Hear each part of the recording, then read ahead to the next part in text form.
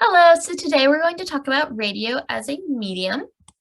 So to start off with an introduction, the definition of radio is communication through the use of radio waves. It's important to note that Guglielmo Marconi is often credited as the inventor of radio.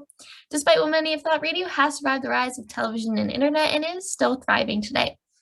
Early radios acted as devices for naval ships to communicate with other ships and with land stations. There was the focus on person-to-person communication.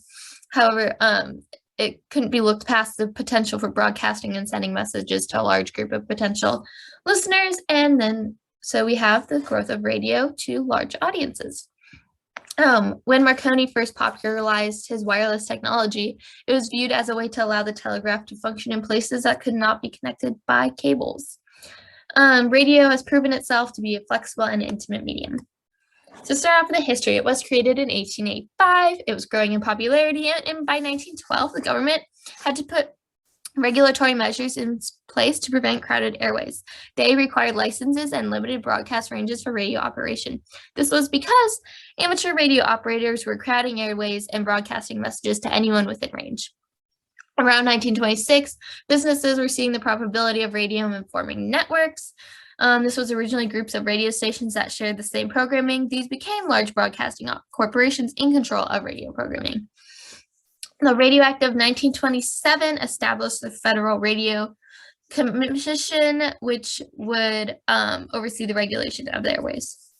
In 1949, the Fairness Doctrine came to be, the FCC ruling that required station owners to allocate equal times to opposing points of view. In 1949, we see a start of Pacific Radio Network. This is important because it brought an educational aspect to radio.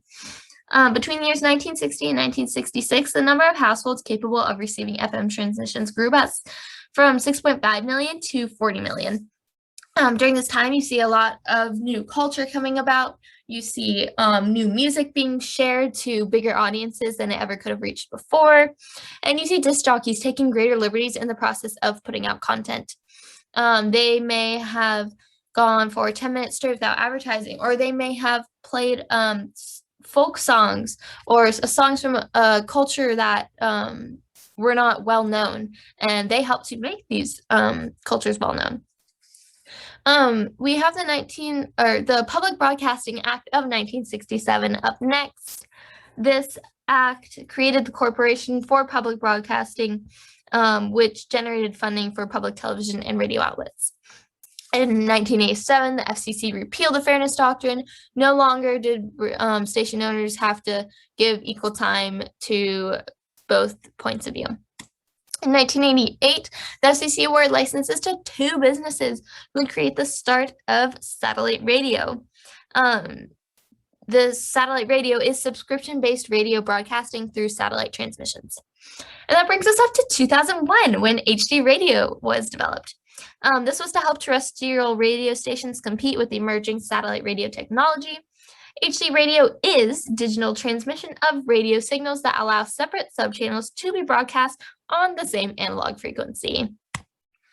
Now we have the pros and positive effects of radio on society. So for businesses and campaigns, radio gives an opportunity for advertising and awareness. For example, if you listen to the radio now, you are likely going to hear an ad that prompts you to receive your COVID vaccine.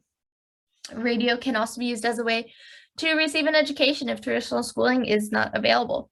For example, a survey of 21,000 farmers enrolled in radio-backed farm forums in Zambia found that 90% of respondents thought the programs were relevant and helpful to bettering them as farmers. And more than 50% of them involved credited the programs with increasing their crop yields.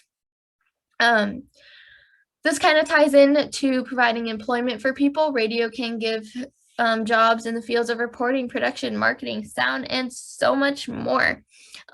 Even in countries like Liberia, where it's very small and rural there, local stations have achieved profitability through advertising.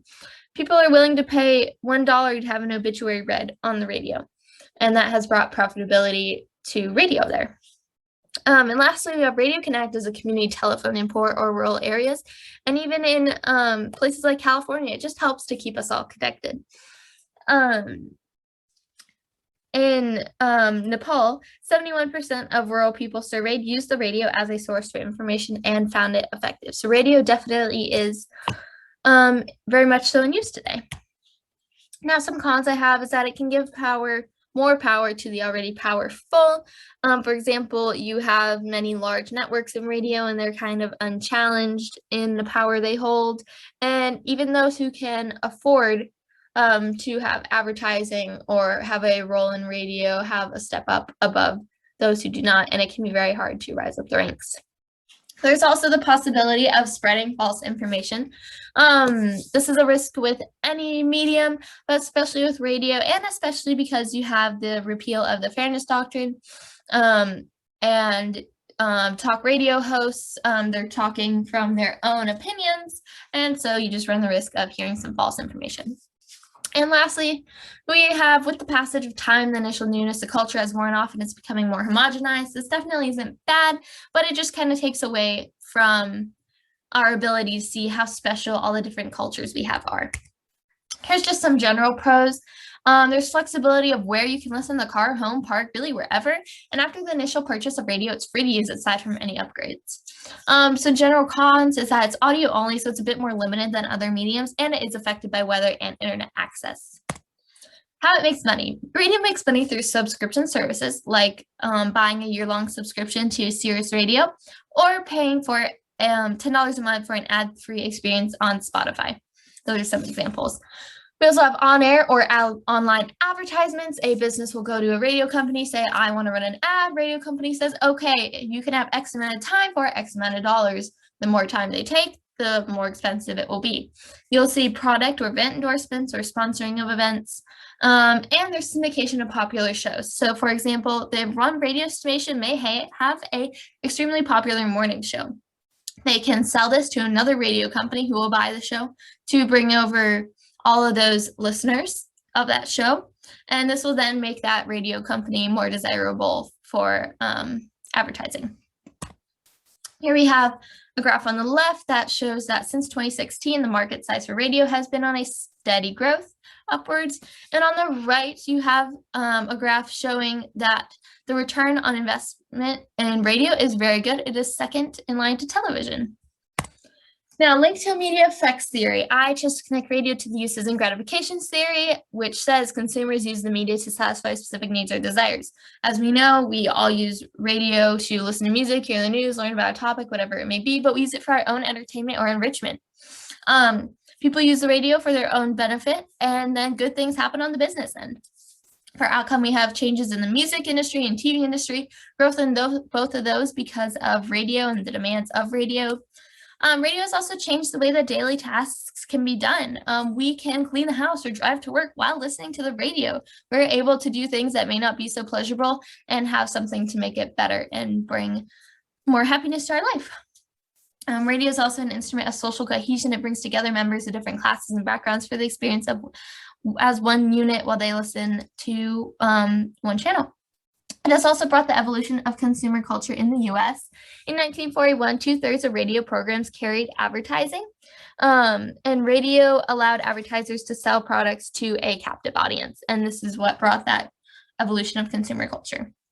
We also see government leaders, any public faces are able to come into our homes and be seen as friendly faces. For example, President Franklin Delano Roosevelt's fireside chats, those chats brought the President of the United States down to a familiar face within the home where people could listen to him comfortably in an intimate setting in their home. Overall, it's just more unity and collaboration among people. This can be seen through talk radio, especially. This allows hosts and callers to connect and discuss a wide variety of topics. Now, links to advertising. Radio needs advertisements to air in order to make a profit. Radio stations sell time and access to listeners to those seeking advertising on them. When advertising, it's called buying a spot. There's many different types of advertising as seen here. It's effective with a good return on investment. And what's so cool about radio is that it can have a very broad reach, or it can be targeted and tailored to a specific audience. So for example, Justin Boots may choose to target ads only on the country radio channel and skip over the pop channel. According to Forbes magazine, it was reported that during the first quarter of 2020, 91% of adults listened to the radio each week, and this is more than any other medium. So there is definitely a good place for advertising in radio. Now, link to public relations. Radio can be used to build a company or country or person's own public image. For example, during World War II, we have propaganda to generate patriotism, and Norman Corwin's This Is War. His This Is War show was funded by the Federal Office of Facts and Figures to directly garner support for the war effort. Radio also uses public relations depending on their focus audience. For example, a radio company trying to maintain an image of being on trend and modern like iHeart or Spotify will run certain ads and be active on other media sources such as Instagram. iHeartRadio and Spotify both have active accounts posting every day on Instagram. iHeartRadio has 2 million followers while Spotify has 6.6. They'll run these ads and posts to build their own image and then run analytical tests to see how productive they were.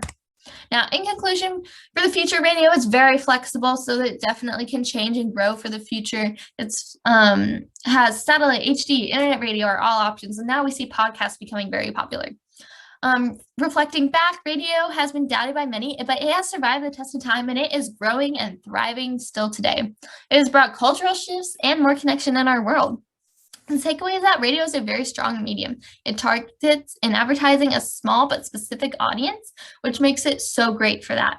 It can also be listened to while completing other tasks, which really sets it apart from other mediums. Now here we have the sources I used to compile this presentation. Thank you.